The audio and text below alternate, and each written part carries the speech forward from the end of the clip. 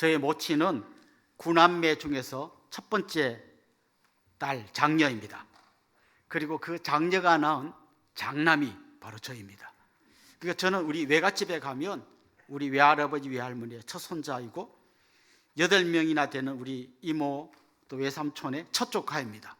그래서 제 어릴 때의 기억은 제가 외갓집에 가면 그 8명의 이모 외삼촌이 서로 저를 안아보겠다고 막 나와서 막 이렇게 경쟁하던 장면이 기억납니다. 그리고 그분들이 뭐 자기 용돈을 아껴서 모자도 사주고 티셔츠도 사주고 굉장히 귀여워해줬던 기억이 납니다. 아마 첫째여서 그랬던 것 같아요. 제 밑으로 이제 우리 외갓집에 동생들이 20명 있습니다. 그 동생들은 물론 사랑을 받았지만 저만큼은 못 받았었던 것 같아요. 19번째 동생 아마 거의 뭐 이 정도 사랑, 제가 받은 사랑하고는 전혀 다른 사랑을 받았을 거예요. 첫째는 어깨도 무겁지만 또 남다른 사랑을 받을 수 있는 특권이 있는 것 같습니다. 정치인들은 정치를 시작할 때 어떤 장소를 방문합니다. 그건 그냥 단순히 방문하는 게 아니라 자기가 어떤 정치를 하겠다는 걸 뭔가를 보여주기 위해서 의미 있는 장소를 찾아가는 거죠. 어떤 사람은 국립현충원에 갑니다. 우리 선배들 조상들이 닦아놓고 세운 이 나라를 제가 잘 발전시켜 가겠습니다. 뭐 이런 무언의 메시지를 전하기 위해서 거기 방문하는 거죠. 어떤 사람들은 재래시장을 방문합니다. 내가 바닥에 떨어진 이 나라 경제를 살리겠습니다. 이런 메시지를 주는 거죠. 그분들이 첫 번째 방문하는 장소가 주로 뉴스에 나옵니다. 두 번째, 세 번째, 일곱 번째 이런 데는 그냥 별로 중요하지 않습니다. 첫 번째라서 굉장히 중요한 거죠. 오늘 우리가 읽은 이 본문 말씀에는 예수님께서 첫 번째 행하셨던 표적이 오늘 본문에 소개되어 있습니다. 예수님 이 땅에서 수많은 기적을 행하셨지만 그 모든 기적보다 더 중요하게 우리가 주목해야 될 기적이 오늘 본문에 나오는 바로 이 첫 번째 표적, 물이 변하여 포도주가 된 이 표적입니다. 제가 지금 표적이란 말과 기적이란 말을 약간 섞어서 썼는데요, 기적과 표적은 거의 비슷한 말이지만 좀 다른 말입니다. 기적은 인간의 상식으로는 절대 일어날 수 없는 일이 하나님의 특별한 역사로 일어날 때 이걸 기적이라고 합니다. 그 표적은 뭘까요? 표적도 기적하고 비슷해요. 인간의 상식으로는 절대 일어날 수 없는 일이 하나님의 특별한 능력으로 일어나면 기적이잖아요. 그런데 이 기적이 그냥 기적으로 끝나는 게 아니라 뭔가를 보여줄 때, 다시 말하면 예수님이 어떤 분이신지를 보여줄 때 특별히 이런 걸 표적이라고 그럽니다. 예를 들면 맹인의 눈을 뜨게 해주셨습니다. 기적이 일어난 거죠. 그런데 그걸로 끝나는 게 아니라 이 맹인의 눈을 뜨게 한 이 사건이 예수님이 어떤 분이신지를 보여주는데, 그 맹인이 눈을 뜬 사건과 관련해서 예수님이 스스로 말씀하신 게 뭔가 하면 나는 세상의 빛이다 라는 말씀이었어요. 그러니까 맹인의 눈을 뜬 이 기적이 예수님이 세상의 비침을 보여준 표적이 된 거죠. 또 오병이어의 기적이 있습니다. 보리떡 5개와 물고기 2마리로 5,000명이 먹은 엄청난 기적이 일어난 거죠. 그런데 이 기적이 뭘 보여줬는가 하면 예수님이 말씀하신 나는 생명의 떡이다 라는 것을 보여준 표적이 된 거죠. 이게 표적이라는 말입니다. 자, 그런데 오늘 본문에 보면 이 표적 중에서도 첫 번째 표적이 오늘 본문에 나와요. 뭐 전체 이야기는 여러분 어느 정도 아시는 이야기입니다. 예수님과 예수님의 모친인 마리아가 결혼식에 참여했습니다. 아마 친척 누구였던 것 같아요. 보통 이 유대인의 결혼식은 한 7일 정도 잔치가 계속됩니다. 굉장히 오랫동안 잔치를 벌이죠. 그런데 중간에 포도주가 떨어진 거예요. 이 포도주는 우리가 생각하는 뭐 반주 정도가 아니라 물 대신에 마시는 포도주기 때문에 포도주가 떨어졌다는 건 우리 한국식으로 말하면 결혼식에 가서 갈비탕이 나왔는데 줄을 서 있었더니 앞에서 쭉 가다가 나부터 딱 끊어지더니 갈비탕은 떨어졌고 공깃밥만 남은 같은 상황이에요. 그래서 갈비탕 없고 공깃밥이랑 김치랑 먹는 사람이 어떤 생각하겠어요? 결혼식이 와서 이게 뭐야? 이러지 않겠어요? 그러니까 지금 포도주가 떨어진 건 그런 상황이에요. 그런데 유대인들은 명예를 굉장히 중요하게 생각하고 방금 같은 이런 일이 일어나면 굉장히 수치스러워합니다. 그리고 이 수치는 하루 만에 끝나는 게 아니라 막 1년, 10년간 되게 그 사건만 생각하면 굉장히 수치스럽게 생각하는 그런 문화 속에 있었습니다. 그러니까 그들로 봐서는 굉장히 대형 사고가 난 거죠.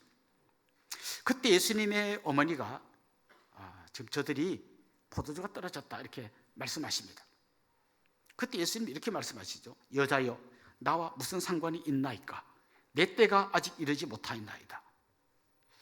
좀 예수님이 예의 바르지 못하고 엄마를 보고 뭐 여자요 이렇게 말하고 뭐 엄마가 좀 뭐 도와주라 하는데 뭐 어쩔 뭐 이런 분위기가 느껴집니다. 그래서 예수님의 이미지하고 좀 안 맞다 이런 생각을 하게 됩니다.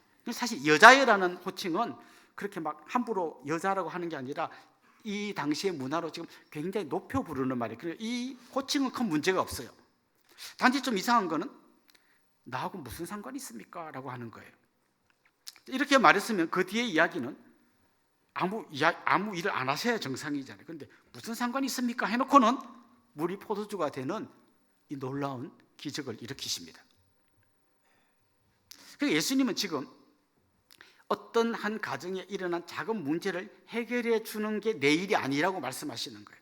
대신에 기적을 일으킨 건 뭔가 하면 단지 이 사람들이 포도주 모자란 걸 좀 채워주는 그런 무슨 요술방망이 같은 그런 일을 한 게 아니라 지금 예수님의 첫 번째 표적이 앞으로 예수님이 어떤 일을 하실지를 보여주는 어떤 대표적인 표적이 되었다는 겁니다. 우리 책을 읽을 때 서론을 읽어보면 이 책이 어떤 방향으로 갈지 큰 그림이 그려지지 않습니까? 바로 이런 걸 예수님이 보여주신 거죠. 다시 말하면 지금까지 물과 같았던 세상을 포도주 같은 세상으로 완전히 바꾸어 놓겠습니다. 지금 이걸 이야기하시는 거예요.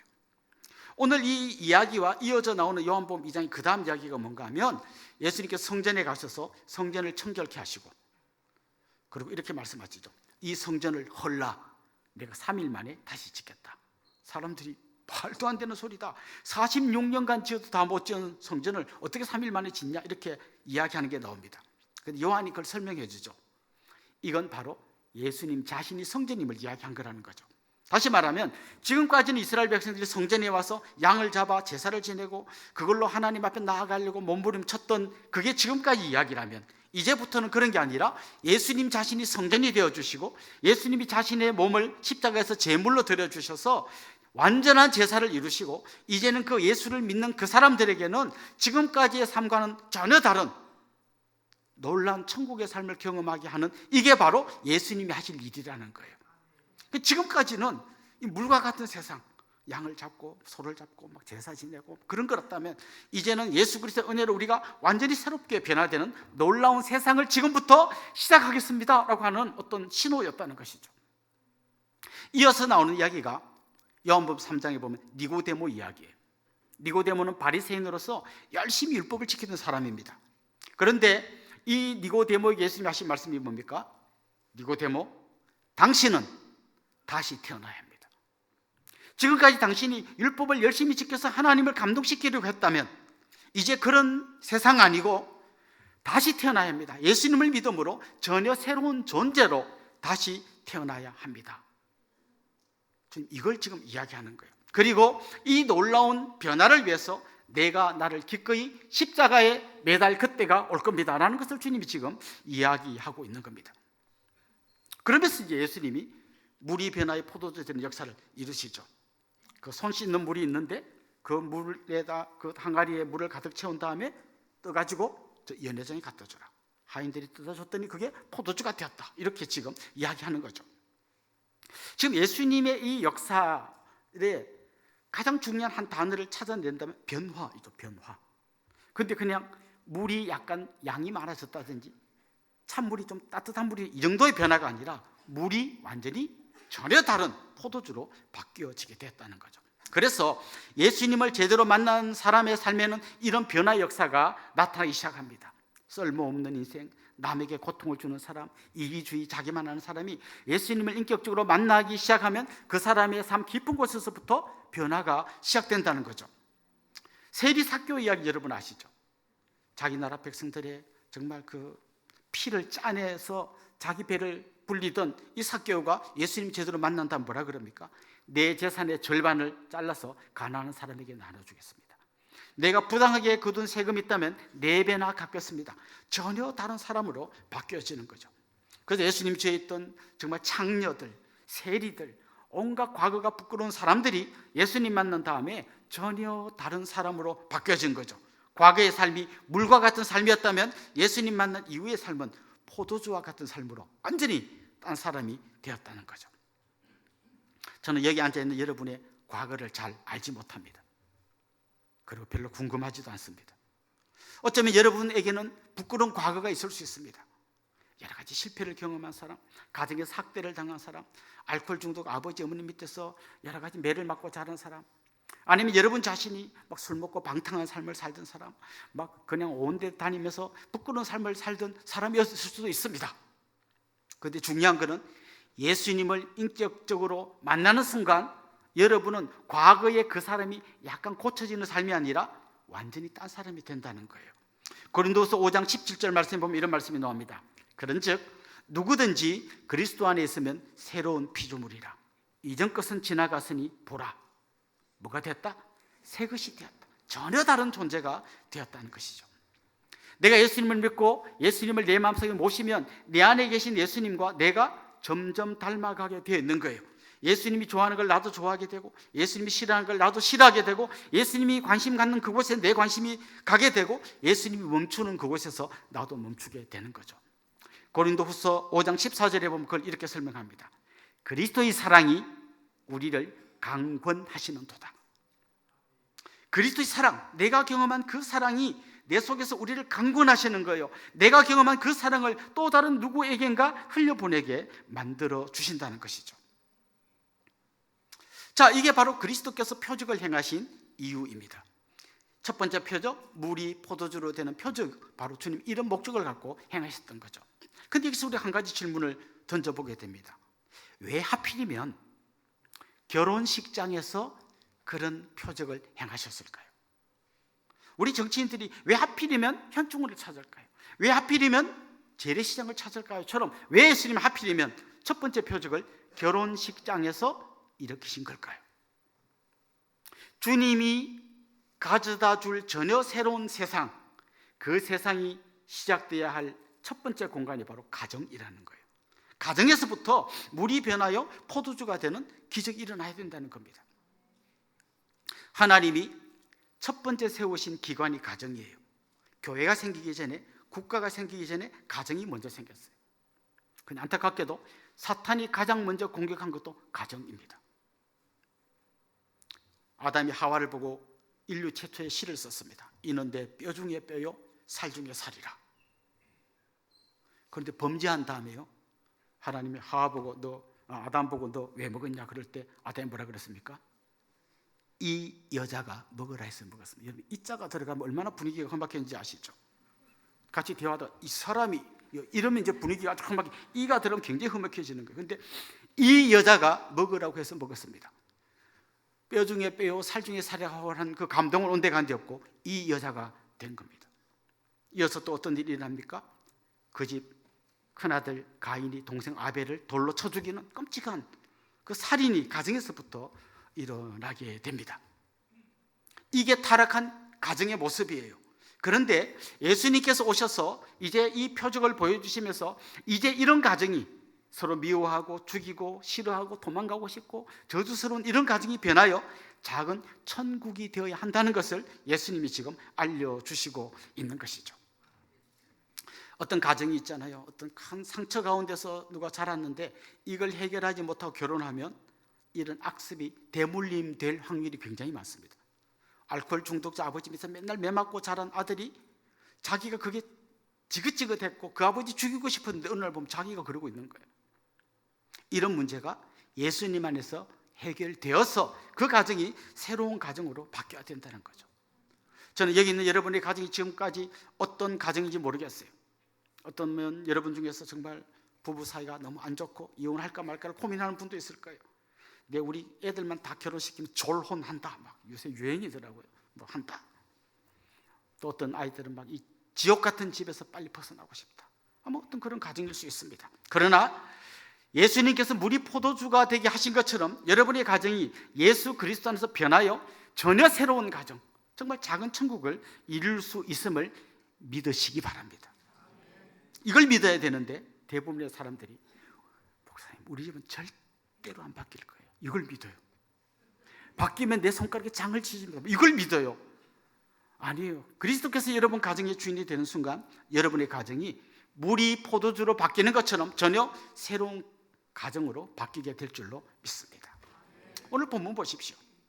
그 포도주를 맛본 사람이, 물이 변하여 포도주가 된 그걸 맛본 연회장이 뭐라 그럽니까? 사람마다 먼저 좋은 포도주를 내고 취한 후에 낮은 것을 내거늘 그대는 지금까지 좋은 포도주를 두었도다.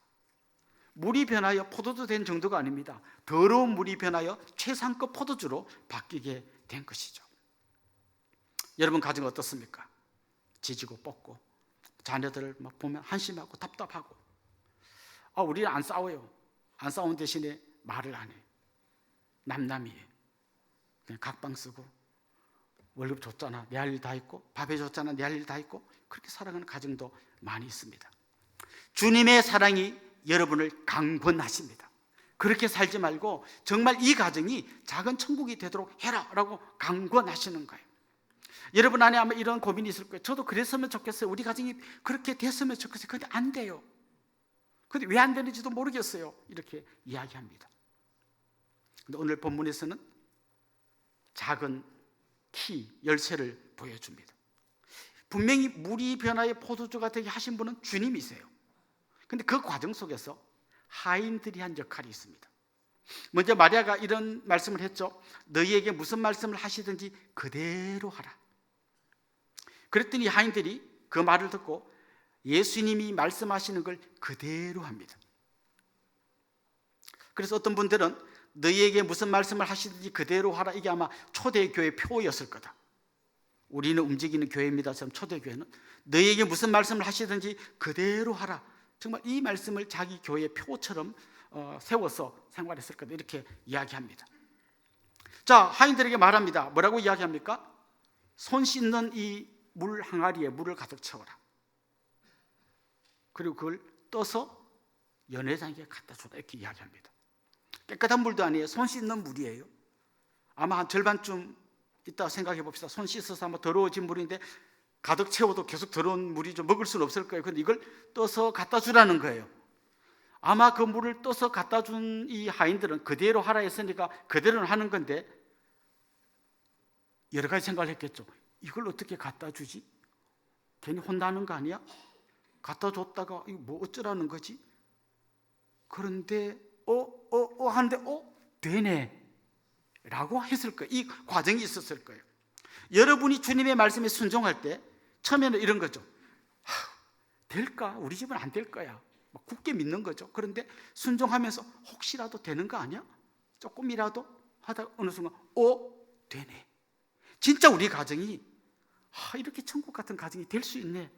진작 우리가 이렇게 살았으면 10년, 20년 허송세월 안 하고 행복한 가정을 이루었을 텐데 왜 우리는 맨날 지지고 볶고 싸우고 미워하고 그냥 집 나가려고 왜 우리 이렇게 살았을까? 그런 날이 올 수 있다는 것이죠. 그게 어디서부터 된다고요? 작은 순종에서부터 된다는 거죠. 주님은 어떻게 해야 우리 가정이 작은 천국이 되는지 답안지를 다 보여주셨어요. 답안지를 보고 쓰는데 100점 못 맞는 사람은 문제 있는 거 아니에요? 답안지를 보고 썼는데 F 나왔어. 보긴 봤는데 그대로 안 쓴 거죠. 분명히 1번에는 A, 2번에는 C 이렇게 답이 다 있는데 A는 안 되지. 내 멋대로, 내 생각대로 D. 2번에는 C, 이런다고 되나? A. 내 멋대로 계속 답안지를 보여주는데도 내 멋대로 답을 다니까 이런 역사가 안 일어나는 거예요. 저는 여러분 안에서 그리스도의 사랑이 여러분을 강권하실 때 말씀하신 대로 한번 순종해 보는 역사가 있기를 소망합니다. 인간이 범죄한 이후에 하나님께서 하와에게 이런 말씀을 하셨어요. 또 여자에게 이르시되 내가 내게 임신하는 고통을 크게 더하리니 네가 수고하고 자식을 낳을 것이며 너는 남편을 원하고 남편은 너를 다스릴 것이니라. 이게 여자에게 주신 말씀이에요. 타락한 너희들은 이렇게 될 거야 라고 말씀하셨어요. 임신하고 해산의 고통을 더하는 건 무슨 말인지 여러분 금방 이해하실 거예요. 그런데 그 다음 나오는 말씀이 좀 어려운 말씀이에요. 너는 남편을 원하고 남편은 너를 다스릴 것이니라. 이 말이 무슨 말이죠? 좀 알기 쉽게 의역하면 이런 겁니다. 너는 남편 다스리기를 원하고 남편은 너를 다스릴 것이니라. 타락한 인간들의 가정에서 어떤 일이 일어나느냐? 서로 다스리려고 하는 피 튀기는 내전이 일어난다는 거예요. 왜 여러분 가정이 자꾸 깨지고 힘들어집니까? 서로 내가 다스리려고 하는 거예요. 남편은 아내를 다스리려고 하고 아내는 남편을 다스리려고 합니다. 여기 새로운 또 후보가 나타났어요. 아이들이 엄마를 다스리려고 하고 엄마는 아이들을 휘어잡으려고 합니다. 여기서 전쟁이 가로 세로로 계속 전쟁이 터져나오는 거죠. 그런데 이런 가정을 향해서 예수님이 주신 정답은 뭐냐 하면 십자가예요. 내가 죽을 때 수많은 사람이 살아난다. 내가 하나님의 미랄이 될 때 우리 가정이 살아난다. 아니요 목사님, 내가 하나님의 미랄이 돼서 죽으면 우리 남편은 더 기고만장해서 나를 짓밟을 거예요. 저는 절대로 그렇게 안 할 거예요. 절대로 그렇게 안 하기 때문에 절대로 그런 역사가 안 일어나는 거예요. 그래서 성경은 그렇게 말합니다. 우리가 작은 순종을 시작할 때 그 가정의 변화가 일어나기 시작한다는 거죠. 여러분 가정의 머리는 남편입니다. 아멘 한 명도 없잖아요. 여러분 가정의 머리는 남편이에요. 그 아내는 뭐냐? 목이에요. 목이 부드러우면 머리는 잘 돌아가게 되어 있습니다. 목이 뻣뻣하면 머리가 절대 꼼짝도 안 해요. 아내 여러분, 여러분이 십자가를 지는 마음으로 힘을 뺄 때 여러분의 남편이 여러분의 말을 잘 따라오게 될 거예요. 그래서 여러분이 힘을 주고 죽이려면 죽이라, 싸울 테면 싸워보자, 힘을 주고 있을 때 머리는 꼼짝도 안 할 거예요.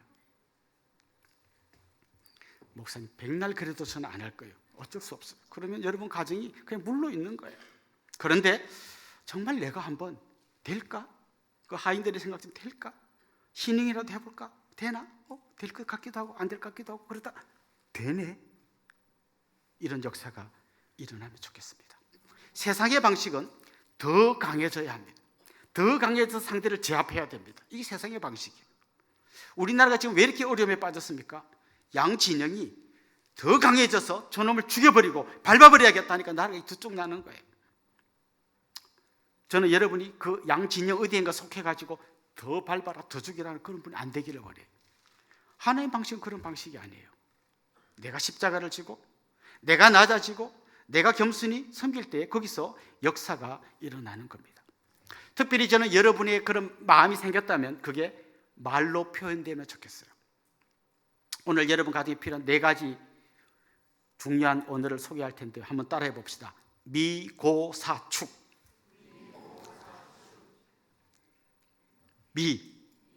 미안해요. 고마워요. 사랑해요. 축복해요. 이걸 말로 해야 됩니다.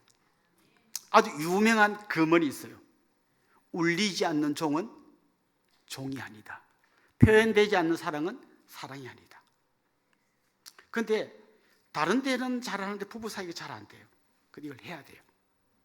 어떤 여성분이 쓴 에세이를 한번 읽은 적이 있는데요. 그분이 미국에서 오래 살다가 미국 문화에 좀 익숙한 분인데 한국에 와서 남편을 만나 결혼했어요. 그런데 둘이 차 타고 가다가 대판 싸운 거예요.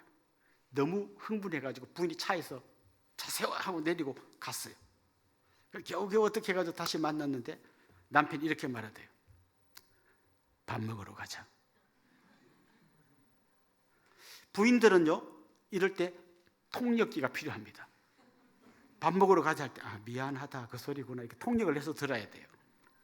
여러분의 남편이나 아내가 내 마음 알지 뭘 알아 하는 게 아니라 사랑한다고 말해야 되는데 이 자신이 없고 이게 간질간질해서 못하는구나 이렇게 통역해서 들어야 됩니다.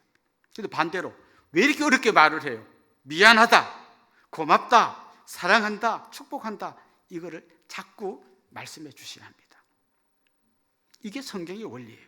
내 자존심을 꺾고 내 마음이 그리스도께서 그리스도의 사랑이 나를 강권하실 때 먼저 언어로 표현하는 거예요. 말로만 표현하는 게 아니라 몸으로도 표현해야 합니다. 창세기 말씀에 보면 하나님께서 아담과 하와를 짝지어주면서 이런 말씀을 하셨어요. 두 사람이 벌거벗었으나 부끄러워하지 않았다. 부부는 벌거벗어도 부끄럽지 않은 유일한 남녀예요. 그 앞에서 그 말씀에 순종하며 살아야 합니다. 어떻게 하라고 이렇게 물으시면 제가 계속 이야기하기 좀 어렵습니다. 벌거벗었으나 부끄러워하지 않았다. 이 말씀 순종하며 살아야 돼요. 잘 사는 가정은 이 문제가 작은 문제예요. 그런데 깨어지는 가정에서는 90%가 이 문제를 갖고 있어요. 이제 아이 낳고 좀 이제 이럴 때 막 귀찮고, 성경은 분명히 가르쳐 줬어요.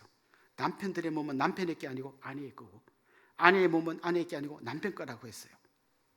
자기 배우자가 원할 때 정말 거룩한 만남을 가지셔야 합니다. 그게 성경의 원리예요.